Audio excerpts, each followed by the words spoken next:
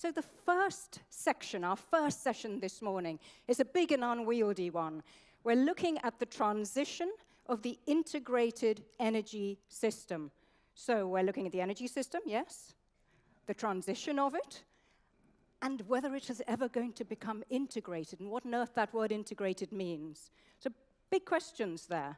And to get us going and to outline Norway's energy policy, I'm delighted to introduce and welcome the State Secretary for the Norwegian Petroleum and Energy Ministry, Mrs. Liv Lønnum. The stage is yours.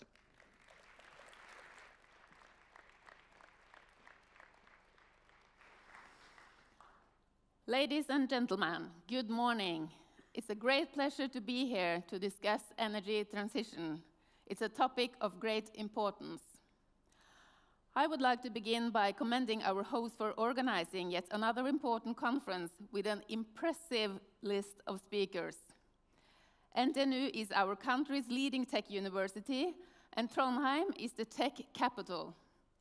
The research activities here are of great importance to Norway, to our energy industries, and of course, for the transition we are facing in order to achieve our ambitious energy and climate goals.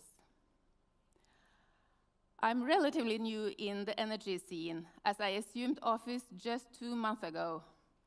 Since then, I have been quite a few times out of office, because traveling, meeting people, and understanding all of the exciting things that are happening is a major part of my new job.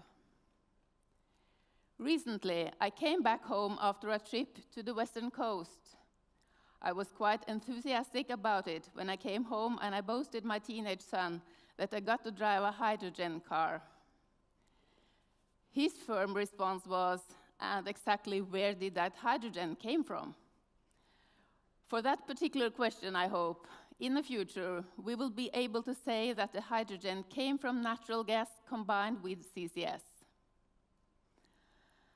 On a more general level, I really like his attitude. Sometimes we don't have all the answers, but we should still ask the questions. That's how I feel about the ongoing energy transition as well. Predicting exactly what will happen is difficult. What technologies will prevail? What are the best solutions to achieve a low-emission society? Perhaps we should expect the unexpected. What we do know is that the energy market of the world are changing, and they are changing quickly, driven by the need to cut greenhouse gas emissions and to fuel a growing world economy. We are experiencing a rapid transformation in the way that we produce, distribute, and consume energy. What is Norway's role in the transition? We are a major exporter of oil and gas. Oil and gas has been a source of economic growth, increased wealth, and it has created jobs for all over the country. Going forward, we need to make sure that we produce these resources in the best possible way. That's why Minister Freiberg was very pleased to announce the new research center here in Trondheim for low-emission technologies in the petroleum industry just before Christmas. Led by SINTEF and NTNU, and in close cooperation with industry, I believe we will see excellent results in the years to come. I know he looks forward to attending the official opening later this year. In the context of transition, natural gas is important for European energy supply. While they have different properties, natural gas and renewables fit very well together. Given the flexibility of natural gas, it can respond quickly on days when the sun doesn't shine and there is no wind. We have both the resources and the infrastructure to remain a long-term provider of natural gas to Europe. Within renewable energy, our domestic electricity supply consists almost entirely of flexible hydropower. We are closely connected to the European power market and have long-standing experience of power exchange in the Nordic countries. Just consider how Norwegian hydropower can balance the Danish power system on days when the wind doesn't blow, and vice versa, for periods without rain and snow. Being a part of an integrated power system has been very beneficial for both consumers and producers across the Nordic region. Offshore wind is another area with a great momentum these days. It is also an excellent example of technology transfer from the offshore petroleum sector to renewable energy. This is the case with the first floating wind demonstration park outside Scotland, operated by Equinor. Solar energy is now the fastest growing energy source in the world. Even in this sun-starved country, more than 3,000 people are working in this industry. That's impressive. And I can assure that the government will continue to push forward, making CCS an important part of the global solution. The Norwegian government is committed to realizing full-scale CCS, provided that the project leads to technology development internationally. A successful CCS project could be the key to unlock considerable emission cuts from industry and power production in Europe.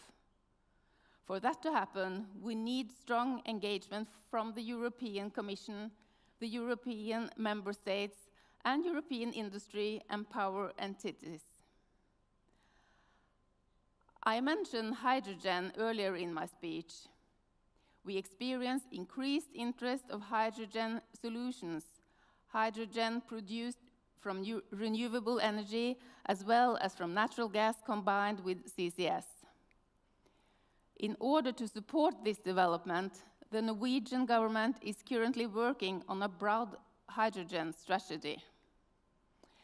The strategy will include research, development, commercialization, and use of hydrogen, and is due to be presented by the end of 2019. In short, there are so many exciting things happening. I don't believe in one solution. I believe in many solutions. That said, I believe a common feature between all these solutions is technology development and the importance of research and development. If we are to reach our objective of a low-emission society, we must successfully develop, adapt, and implement new technologies in several areas. Some might be minor improvements on already existing technologies. Others may be truly groundbreaking and bold innovations. In any case, we need them all. No matter how different our starting points may be, research and technology development will be essential for all aspects of the energy transition. I can assure you that the Norwegian government is committed to support research and development in the energy industries. I would like to add one more and very important ingredient to the energy transition's menu. That is not a technology nor a source of energy, but people. In times where digitalization, artificial intelligence, machine learning, and robots are the talk of the town, we should never lose track on the fact that we need right people and the right competence to manage the energy transition. That's why it's such a pleasure to be right here and with many students in the audience. Let me be clear, you are the future of the energy industry. We need you on board to deal with the challenges ahead of us. I have worked within recruitment and headhunting, which has taught me the importance of finding, developing, and keeping the right people. There is a limit to what machines and computers can do. That's why we need young, creative, and innovative people to solve challenges and clear the path towards the low-emission society. Ladies and gentlemen, it's not as if we go to bed in the petroleum age and wake up in the age of renewable energy.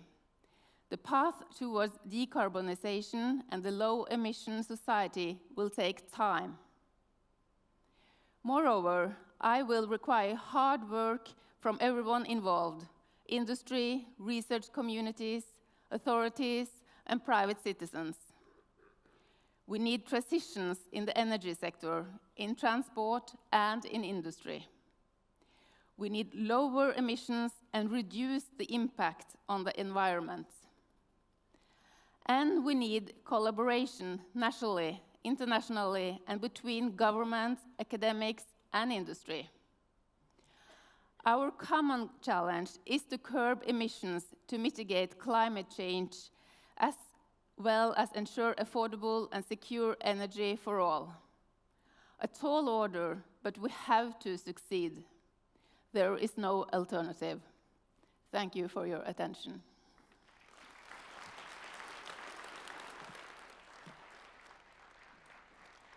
Thank you, Liv Lønnum. So the State Secretary said there are going to be many technologies. She's agnostic as to which ones we'll go forward with. But did you notice how many times she mentioned hydrogen? Did you notice how many times she mentioned CCS? Hold that thought, ladies and gentlemen, because later she'll be up here with for a panel discussion, and you can quiz her more on that. Hydrogen, CCS, just an idea.